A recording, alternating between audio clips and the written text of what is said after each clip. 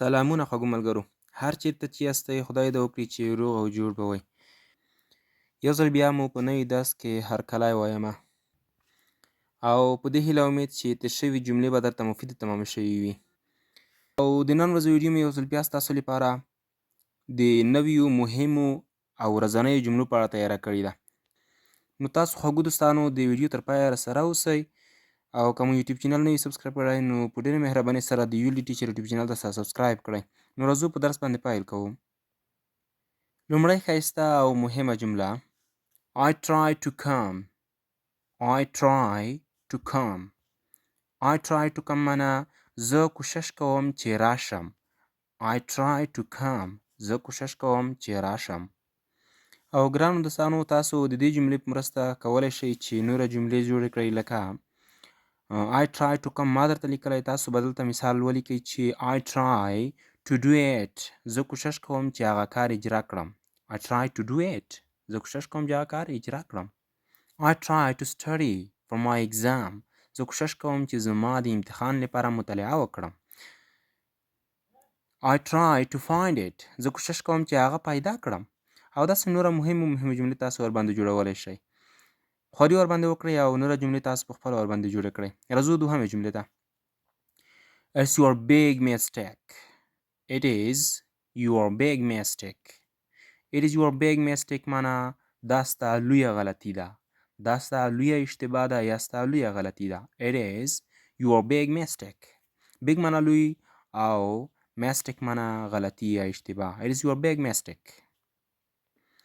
دوستانو دغه جمله په هغه وخت کارول کېږي کوم وخت چې یو څوک مثال یوه غلطي وکړي نو تاسو ورته وایئ چې It is your big mistake. دا ستا لویه غلطي ده. دا کار مه کوه. راځو درېیمې جملې ته.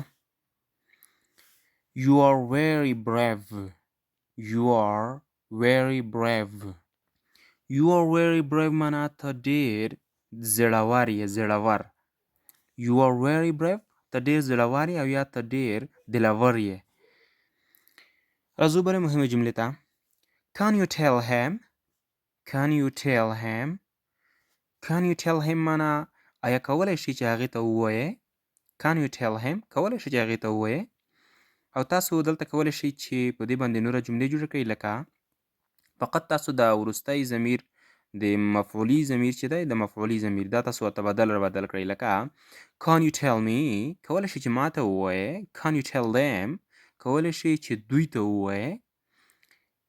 یا Can I tell you؟ کولی شم چې زه تا ته ووایم. همدا قسم داسې نوره جملې تاسو ورباندې جوړولی شئ. راځو بلې جملې ته. We are both friends. We are both friends. We are both friends معنی مونږ دواړه سره ملګري یو. We are both friends. مونږ دواړه سره ملګري یو.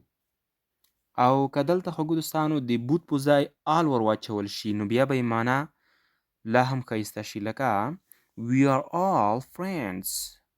We are all friends. مونږ ټول سره ملګري یو. We are all friends. مونږ ټول سره ملګري یو. او راځو بلې جملې ته. What are they saying? What are they saying? What are they saying معنی دوی څه سره وایي یا دوی څه وایي. What are they saying؟ دوی څه وایي. ګرانو دوستانو دلته مې saying راخیستی دی. کوم وخت کې چې فعل ته ING ور واچول شي لکه دلته چې ما سې ته ING ور اچولې ده نو دا بیا د کنټینیوس یعنې د اوسنۍ زمانې معنی ورکوي. لکه دلته معنا به څنګه کېږي What are they saying؟ دوی اوس څه وایي. What are they saying؟ دوی اوس څه وایي. او تاسو کولی شئ چې د دې په مرسته نوره جملې جوړې کړئ لکه What are you saying؟ ته څه وایې. What are we saying؟ مونږ څه وایو. لکه یو چاته تاسو وایئ چې Please listen me what we are saying. مهرباني وکړه البته. لکه تاسو یو چاته وایئ چې Please listen us what are we saying. مهرباني وکړه مونږ ته غوږ ونیسه چې مونږ څه وایو. چې بیا به انشاءالله په راتلونکي کې په اوږدې جملو باندې ځان ته ویډیوګانې جوړوو. نو اوس راځو فقط دا لاندې جملې زده کوو. او راځو بله جملې ته. What did you say them؟ What did you say them؟ تا دوی ته څه وویل.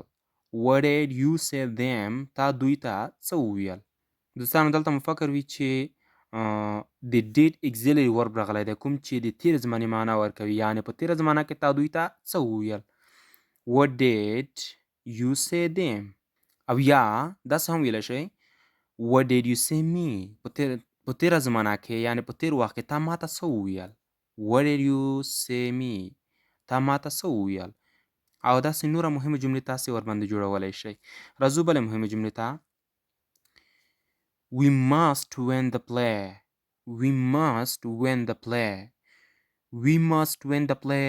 مونږ ضرور د لوبه ګټو. We must win the play. مونږ ضرور د لوبه ګټو. Win معنا ګټل او must معنا ضرور. Play معنا لوبه. We must win the play. مونږ ضرور د لوبه ګټو. خو ګرانو ملګرو همدومره ویډیو بس ده. نور به ویډیو نه اوږدوو او داس به نه زیاتوو بیا تاسو راڅخه ستړي کیږئ.